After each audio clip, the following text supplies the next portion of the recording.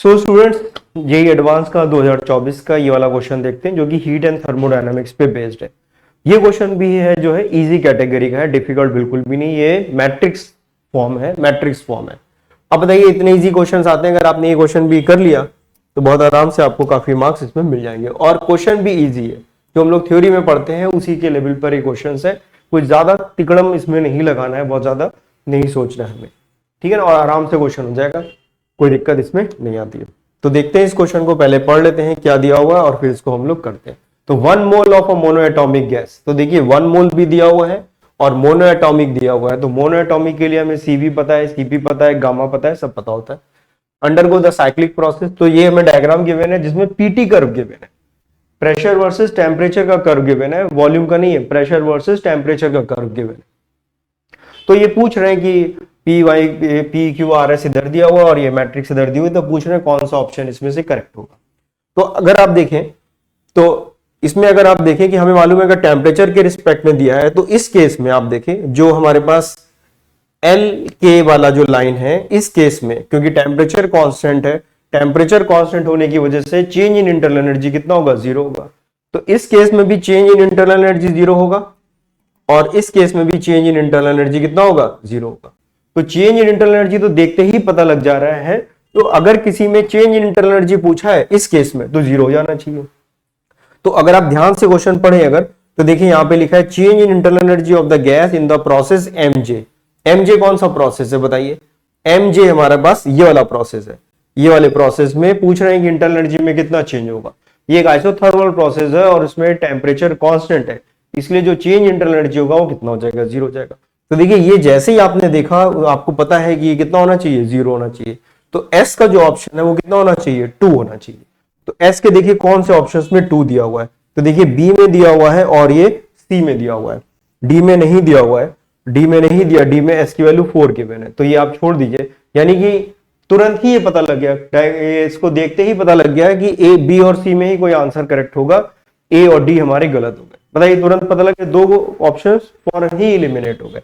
बाकी के हम चेक कर लेते हैं। अब देखिए पी में 4 दिया हुआ है तो जरूरत नहीं है, मान ली पी का तो 4 होगा ही होगा, तो कंफर्म ही हो गया। अब हम क्यू और आर में कोई एक चेक कर लें तो हमें तुरंत पता लग जाएगा। हम कोई भी एक ऑप्शन और चेक करेंगे क्यू और आर में तो हमें आंसर आ जाएगा। हम बाकी नहीं भी चेक करें तब भी चल जाएगा, लेकिन फिर भी सीखने के पॉइंट ऑफ व्यू से हम सारे ऑप्शंस को सॉल्व करेंगे और देखेंगे कि कैसे कैसे आंसर आते हैं, ठीक है ना। तो अब हम लोग देखिए, अगर हम लोग heat given to the gas in the process K L, तो के एल ये वाला प्रोसेस है। के एल हमारा कौन सा प्रोसेस है, के एल ये वाला प्रोसेस है हमारा, के एल ये वाला प्रोसेस है। तो ये वाला हमारा कौन सा प्रोसेस है, के एल, और वो पूछ रहे हैं हीट गिवन।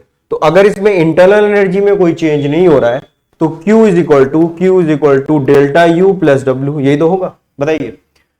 तो आइसोथर्मल प्रोसेस में ये वैल्यू 0 है तो Q की वैल्यू किसके बराबर हो जाएगी, W के बराबर हो जाएगी। और आइसोथर्मल प्रोसेस में वर्क डन का स्टैंडर्ड फॉर्मूला होता है nRT ln of P initial divided by P final. हम लोग 2 फॉर्मूले याद करते हैं, वॉल्यूम के रिस्पेक्ट में और प्रेशर के रिस्पेक्ट में। वही स्टैंडर्ड फॉर्मूला लिखा है, कोई हम यहाँ पे अपने आप से चेंज करके नहीं लिख रहे। उसमें V final upon V initial लिखते हैं, यहाँ पर P initial upon P final लिखते हैं। n नंबर ऑफ मोल्स है, क्योंकि इंटरनल एनर्जी कितनी है, 0, चेंज इन इंटरनल एनर्जी 0 है, तो यही वर्क डन हो जाएगा। और आपसे यही पूछा है heat given to the process in KL, तो देख वैल्यू आ जाएगी कितनी, nR, n कितना है 1, R लिख दीजिए, टेम्परेचर कितना है 3T0, ln of P initial. P initial कहां से स्टार्ट हो रहा है, यहां से, जो प्रोसेस है वो देखिए कहां से, K से स्टार्ट हो रहा है और L पे जा रहा है। तो K पे कितना है, K पे प्रेशर कितना है P, और L पे कितना है 2P0, तो ये हो जाएगा P डिवाइडेड बाय 2P0। तो ये वैल्यू आ गई ln 1/2, और इसको अगर लिखेंगे तो माइनस ln2 लिख सकते हैं। ln की जो प्रॉपर्टी है वो अगर हम यहाँ पे लगा दें तो यहाँ पर ये Q की वैल्यू कितनी आ गई, 3RT0 ln2 माइनस में लगा दिए। तो 3RT कौन सा ऑप्शन है, 5 वाला, ये 5th ऑप्शन है। तो ये R वाले का कितना आ गया, 5 आ गया। तो देखिए R वाले का 5, S का 2 हमने देख लिया, R का 5 आ गया। तो ऑप्शन कौन सा हमारा सही होना चाहिए, बी ऑप्शन करेक्ट होना चाहिए। बिल्कुल आराम से हो जाता है, मतलब इसको पूरे को सॉल्व करने में 1 मिनट से ज्यादा समय नहीं लगता है। तो ये हमें क्लियर हो गया कि बी ऑप्शन होगा। लेकिन आपको क्यू और बी भी हम लोग चेक कर लेते हैं कि आता कैसे है ना, नॉलेज के पॉइंट ऑफ व्यू से। पेपर में आता है तो आप ये दोनों ऑप्शन देख के टिक कर दीजिए, आपको जरूरत नहीं पड़ेगी। तो देखिए अब ये क्यू वाला देखते हैं, change in internal energy of the gas in J K. तो जे के बताइए कौन सा प्रोसेस है, जे के में प्रेशर कांस्टेंट है, प्रेशर कांस्टेंट है तो ये कैसा प्रोसेस है, आइसोबेरिक प्रोसेस है। आइसोबेरिक प्रोसेस में प्रेशर कांस्टेंट होता है, और इसमें आपसे क्या पूछा जा रहा है, इंटरनल एनर्जी पूछी जा रही है। तो प्रेशर अगर कांस्टेंट है, प्रेशर अगर कांस्टेंट है, प्रेशर कैसा है, कांस्टेंट है, प्रेशर अगर कांस्टेंट है तो इंटरनल एनर्जी का तो खैर वही फॉर्मूला होता है n C V delta T, यही हम लोग यूज करते हैं एनसीवी। एन की वैल्यू यहां पर कितनी है 1, और ये मोनोएटॉमिक गैस है, देखिए क्या लिखा हुआ है मोनोएटॉमिक। मोनोएटॉमिक के लिए सीवी की वैल्यू कितनी होती है 3r/2, 3r/2। और चेंज इन टेम्परेचर आप देख लीजिए जे से के में, तो जे से के में अगर आप देखें तो 3T0 माइनस T0 कर देंगे, तो ये वैल्यू आ जाएगी 3T0 माइनस T0, तो 2T0, तो ये वैल्यू आ गई 3rT0। तो ये आ गया चेंज इन इंटरनल एनर्जी, तो 3rT0 आंसर होना चाहिए इसका। तो Q वाले का कितना आ रहा है, Q वाले का कितना आ गया 3 आंसर आ गया। तो देखिए Q का हमारे पास 3 आ गया। चेक कर रहे हैं हम लोग सारे ऑप्शन, प्रॉब्लम तो हमारा ऑलरेडी सॉल्व भी हो चुका है, लेकिन हम बाकी के ऑप्शंस भी चेक कर रहे हैं।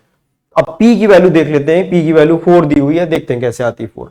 तो आप देखिए work done in a complete cyclic process पूछा जा रहा है, पूरे प्रोसेस पूरे इसमें पूछा जा रहा है कि कितना वर्क डन होगा, ठीक है। तो देखिए एक तो वर्क डन हम लोग ने ये वाला निकाल रखा है, किसका, K से लेके L तक का हमने वर्क डन निकाल रखा है, K से L तक का वर्क डन निकाल रखा है। अब अगर आप देखिए M से J का अगर हम वर्क डन निकालना चाहे M से J में, तो देखिए जो कुछ नहीं करना हमें, यहां पर भी आपने क्या लिखा है nRT, जो T है उसकी जगह केवल आपको T0 लिख देना है। प्रेशर जो फाइनल था वो इनिशियल हो गया, तो वो वैल्यू कितनी हो जाएगी, प्लस हो जाएगी। बताइए ये तो होगा कि नहीं होगा, इसमें हमें क्या निकालना है, इसमें बताइए यही फॉर्मूला लगाना है। तो M से J में क्या होगा, M से J में यहां पे जो देखिए फॉर्मूला लिखा है हम लोग ने, ध्यान से देखिए, कुछ नहीं करना, बिल्कुल ऑलरेडी लिखा हुआ है, N वही लिखना है, R वही है, T0, T की जगह हम T0 लिख देंगे जो हमने 3T0 लिखा था। और ये कितना है, इनिशियल कितना है 2P0, और ये P0 हो जाएगा, तो ये ln2 आ जाएगा।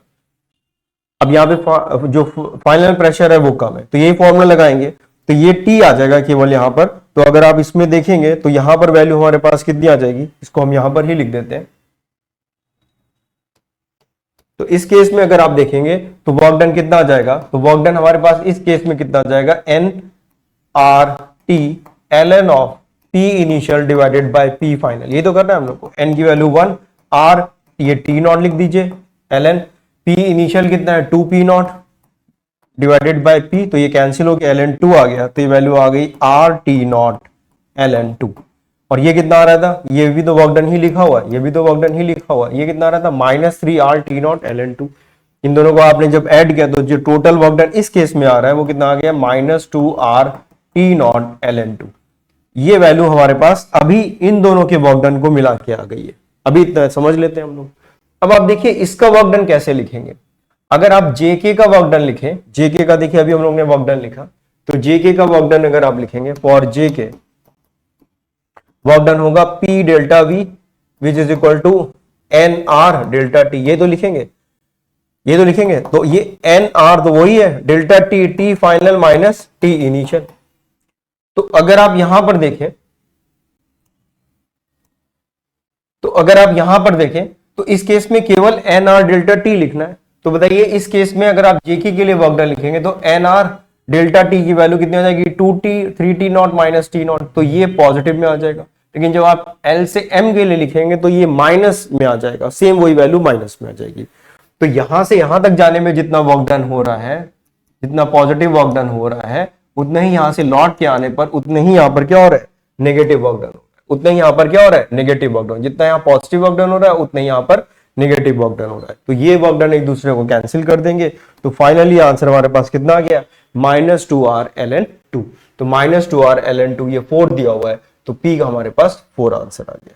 तो इस तरह से सवाल आराम से हो जाता है। तो P का आंसर हमारे पास 4 आ गया, तो P को हम लोग 4 से, तो यही बी आंसर हमारे दिया हुआ है। तो थोड़ा सा जो है क्लेवर माइंड से काम करिए, जो चीज बिल्कुल आसानी से है उसमें से आपसे कुछ ऑप्शंस तुरंत एलिमिनेट हो जाएंगे। ये नहीं कि बिल्कुल लगे हैं शुरुआत से ही करने में, तो ऐसा जरूरी नहीं है। तो थोड़ा सा अपने माइंड को शार्प रखिए और थोड़ा सा देखिए कि किस तरह से चीजें की जा सकती है आराम से। तो ये सारी चीजें